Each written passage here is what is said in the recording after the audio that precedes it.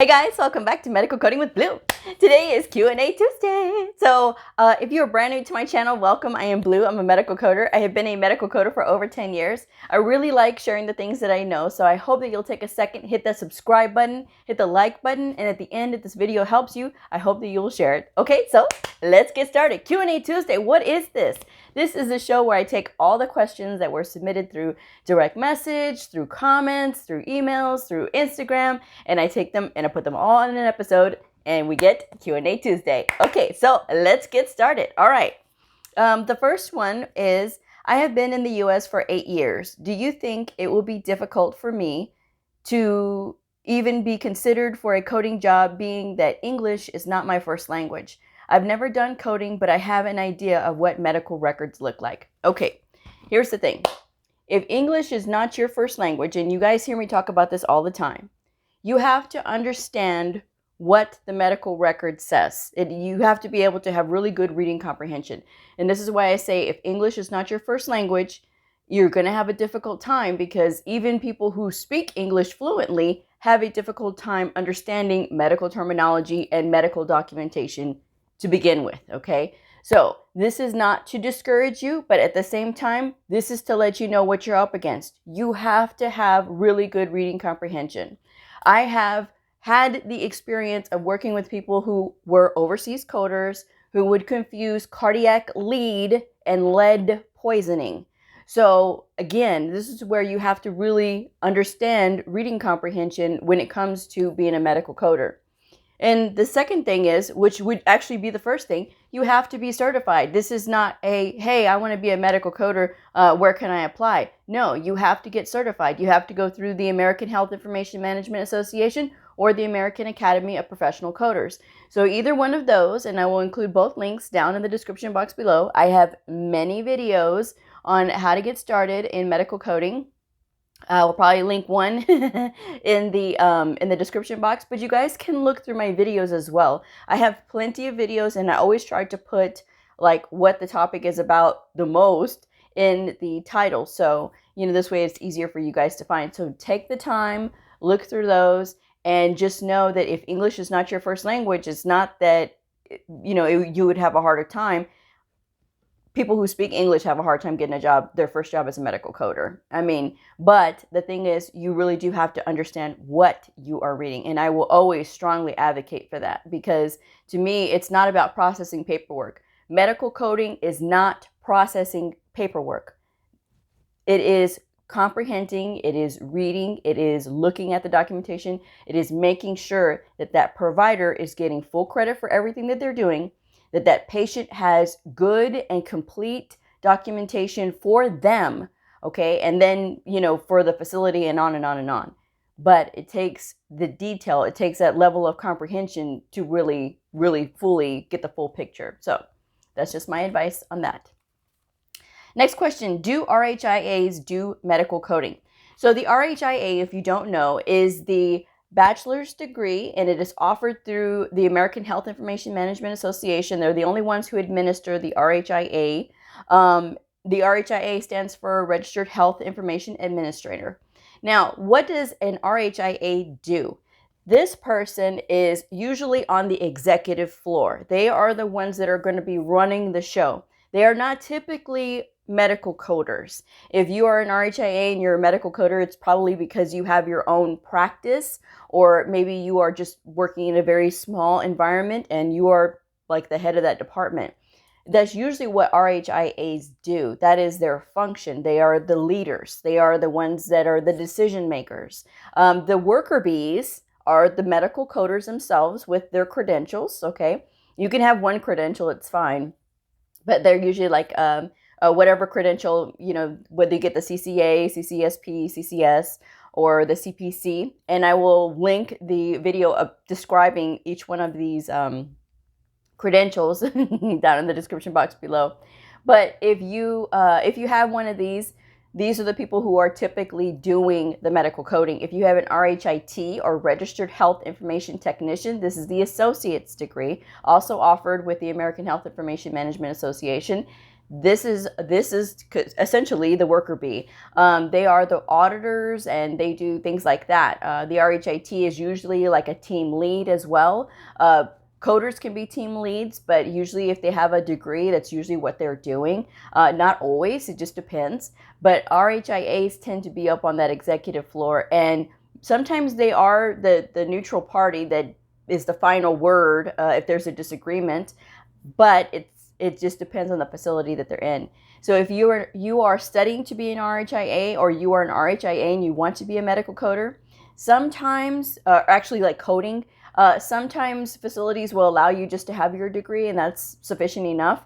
Some facilities want you to have the degree plus a credential. So it really does depend on where you are applying, only because of the simple fact that usually RHIAs are on the executive side of the house, and they do have training in medical coding, but it is not as in-depth as a worker bee credential or associate degree holder. So that's the answer on that one. Okay. Next question. Do you have to be a fast typer? No. To be a medical coder, no.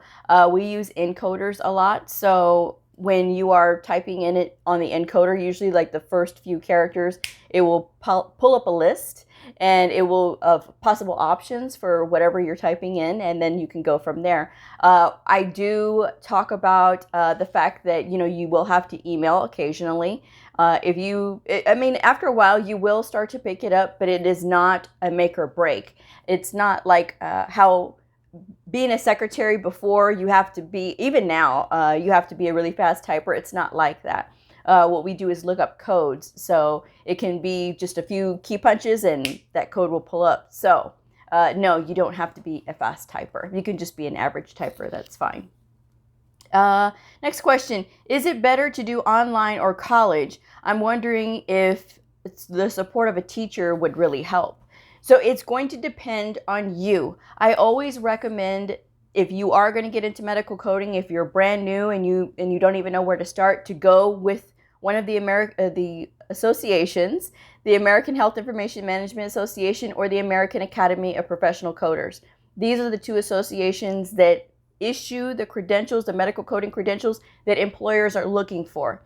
If you are trying to be a medical coder and you are not going through one of the associations I just said, you're wasting your time, because when you look for like job listings and they're looking for medical coders, they're looking for these association credentials, okay? Whether it's, you know, the CCS, CCSP, CCA, or any other specialty credential, or the RHIA, RHIT with the American Health Information Management Association, or the CPC with the AAPC, the American Academy of Professional Coders, or CIC or CRC, whatever credential that they have as well. So if you're looking to get into that, then you need to go to one of these associations, decide which credential you want. They have their entry-level credentials, and be sure to reference the website. Again, I will include that video that's describing all of the credentials down in the description box, so that way you guys can view it. I know it's a lot of information, especially when you are just starting out and you want to be a medical coder and you're thinking, gosh, you know, where do I even begin? You have to do your research. You know, please do your research. I get a lot of very basic questions, and I talk about this a lot. If you are going to email me a question, I don't mind answering. However, I need to know that you've already done your research, and you need to ask the basic questions to, you know, the internet, and to look in the little spyglass on my videos and see if I've already answered that question. And usually a video will pop up. So if you type in credentials, videos will pop up. A day in the life of a medical coder, you know, it'll pop up. The difference between AHIMA and AAPC, that will pop up. So it's all going to be that you are doing your research. You've got to do your research first, because if you ask me, if you ask me a basic question, I will probably send you a video, especially if I've already answered it. So just be sure to do your research. It is a wonderful field. It's going to be here. And I talk about this a lot. So, you know, it's entirely up to you. But as far as learning, if you are a type of person that needs to have that one-on-one with a teacher, Just because you're going to a trade school does not mean that you're going to be taught the critical thinking skills or that that instructor is really good. You need to do your due diligence and you need to make sure that you're interviewing. Just like they want your money, you need to make sure that you're getting the value for your money. I always recommend going directly to the association websites themselves. Their online medical coding programs are a fraction of the cost of going to a trade school. And a lot of times people will write me and complain, I spent all this thousands of dollars to go to this trade school and I got nothing out of it.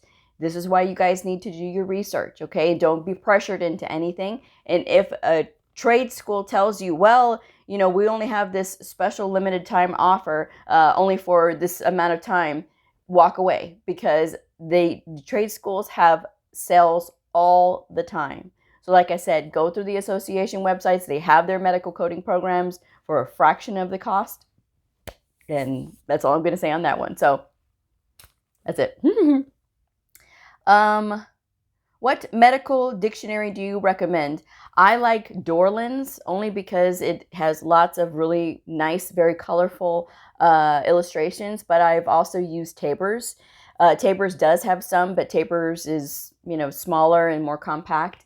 Dorland's is a good size. I do have a picture of the Dorland's on my Instagram at MEDICALCODINGWITHBLEU. So if you want to check that out, you can. But you can use any medical dictionary you want to. I mean, basically, it's going to really depend on what you are looking for in a book. That is just my recommendation, Dorland's or Tabor's. Okay. The next one is, are medical coders required to get the same vaccines as medical providers who directly deal with patients? So when it comes to vaccines, and I know this is a hot button topic, don't shoot the messenger, okay? I am just telling you guys that this is the reality. We work in the medical field. Right now, the one that they want us to really have and make sure that we have is the flu shot whenever it is flu season. Unless you have a legitimate allergy with medical documentation, then you may be able to negotiate with your facility. However, I have heard of facilities not being able to take on people who cannot get a flu shot. So this is something that you have to ask. Again, I know that this is a hot button topic, but this is something that you guys need to be aware of.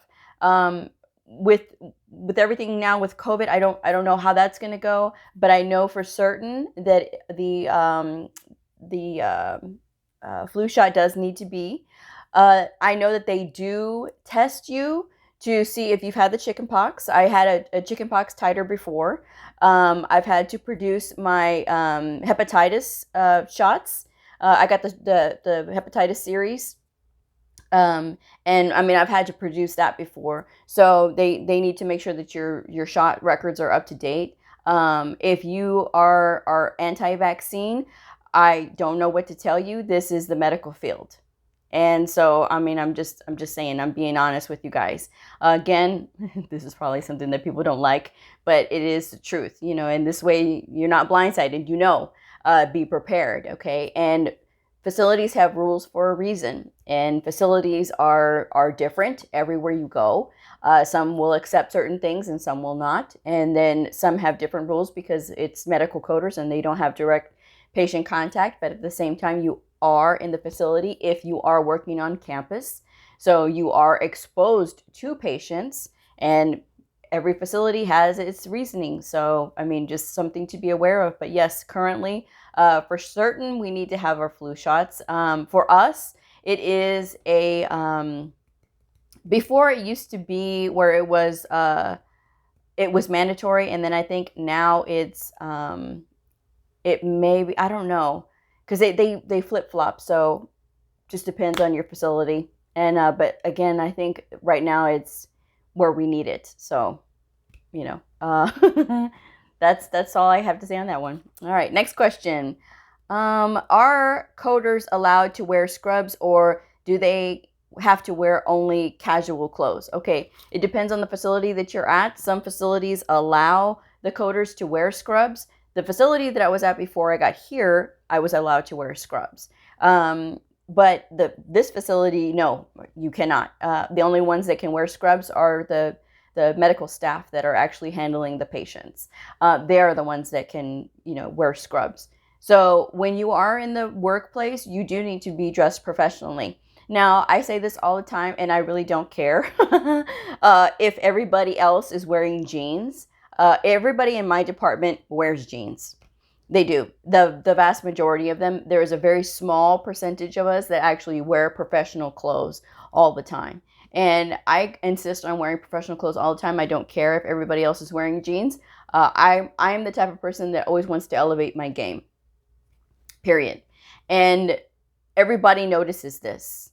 The providers notice this. The staff notices this. There is a level of expectation that happens when you elevate your game. And I like that. I like the fact that, yes, I am held to a higher standard because I bring my A game. So if I'm bringing my A game, I expect everybody else around me to bring their A game as well. And when it comes to these providers, then they say, okay, we know Miss Bleu is not fooling around. No, I'm not.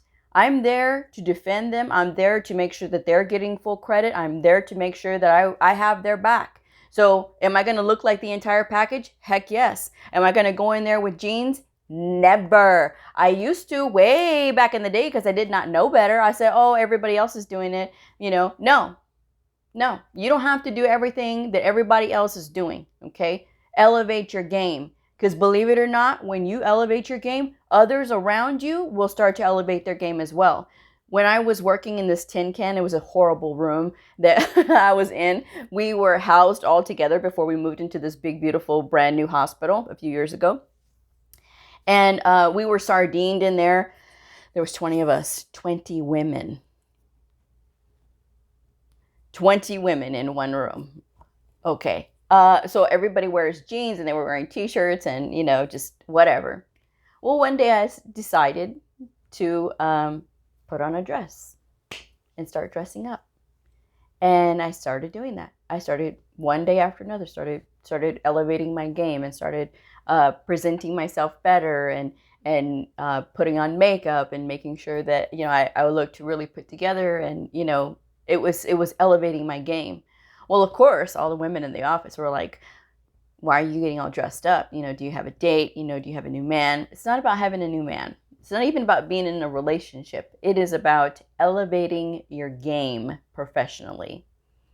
Do you know, within a week, that whole office turned around. Other women started to dress up. And then it turned into, oh, well, look at what she's wearing. Oh, look at what she's wearing. Oh, look at what she's wearing. So, and when you look good, you feel good. And when you feel good, you start putting off that wonderful, radiant energy. I get asked all the time, even still to this day, Bleu, why are you so dressed up? Why not? Who are you dressing up for? Myself. You don't have to dress up for anybody. It is about you and how you want to present yourself professionally. I want to present myself professionally. Because when it comes down to brass knuckles and they're looking for a person to turn to, they're not turning to the people who have on jeans and t-shirts and looking like they're going to go to a rock concert with different color, funky hair and things like that. They're looking for the most professional looking person in the room. And I've been the most professional looking person in the room. And they have come to me, providers have, and be like, oh, well, can you help me with this? Sure, no problem. And then I help them. So again, it's about being taken seriously and knowing that you are in a professional work environment. We get paid very well, okay? And I'm not talking about specific dollar amounts, okay? Because you guys know I never do that. But we get paid very well, meaning that we need to elevate our game and we need to show that we are there for business. And this is not where, I'm going to be in jeans and a t-shirt because I feel comfortable. Mm-mm. It's not for you to be comfortable. You're at work. You need to look professional. That's all I'm saying. So next question. What are your, let's see, I'm not going to do that one. How is someone with no experience in coding supposed to get a job when employers are asking for experience with specific software? So usually when, and that's the last question. No, I got one more. So with that, with the software thing, Usually when you are being hired, and we are going to do a job listings review on Friday. So be sure to tune in for that. They will train you. When they say we offer training, usually with their software, they will offer training to coders, whether you're a veteran or new. They offer training on software because not every facility uses the same software. You would think that that would be like most efficient, right? If everybody used the same software. But then, of course, you would have issues with that. Not all facilities are going to need the bandwidth that a huge facility is going to need versus a rural community hospital. They're not gonna need the same bandwidth. So this is exactly why. Sometimes it is a money issue. They want to, whoever's in charge is trying to get the cheapest one possible, the cheapest software possible, and that is what you get. So I've always said you get what you pay for. So just saying. But yes, but that's usually a thing that they'll train you on. They'll ask you if you have experience, but they will train you. If you notice, a lot of times they'll say it is preferred. And if you've watched any of my videos before where we're discussing medical coding job listings, I've told you guys the difference between preferred and required. It's the language. You got to look at the language of the listing, okay? Preferred means, meh, if you have it, great. If not, if we like you, we'll take you on. Required means, yeah, you got to have this, okay? There's an exception to that, okay? And I do say that if it does say 1 to 3 years experience required to be being a medical coder before you be considered, apply anyway. Sometimes these facilities do not get the candidates that they want, so they will take on brand new people. But you have to pass these initial assessments. You got to be able to knock their socks off. So this is why I always tell you guys, even if it says 1 to 3 years experience, if you're going to a facility, then go ahead and apply anyway, even if you have no experience. The only time that this is not probably going to be a possibility is if it is for a remote medical coding job. I've talked about this. It is nearly impossible if you have no experience to get a job as a remote medical coder right out of the gate. There's a caveat, of course. With this year, this 2020 year, COVID has changed a lot of things for a lot of people. Right now, some facilities are still in quarantine. Their employees are still in quarantine. I am still in quarantine, just not being able to be in the facility, which is very, very difficult for me, because I miss being there. Hopefully, we'll be back soon. We'll see, but it's really going to depend on where you are. And like I said, because COVID is changing things, there's exceptions probably, but don't get into it thinking that right out of the gate. Okay.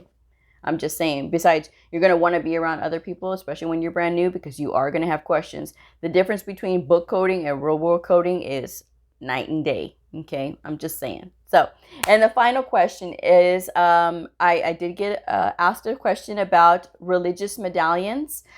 Is it okay to wear crosses to work? Of course, when it comes to religious medals, yes, you can, because it is your right, and we do have laws that protect people about religious freedom.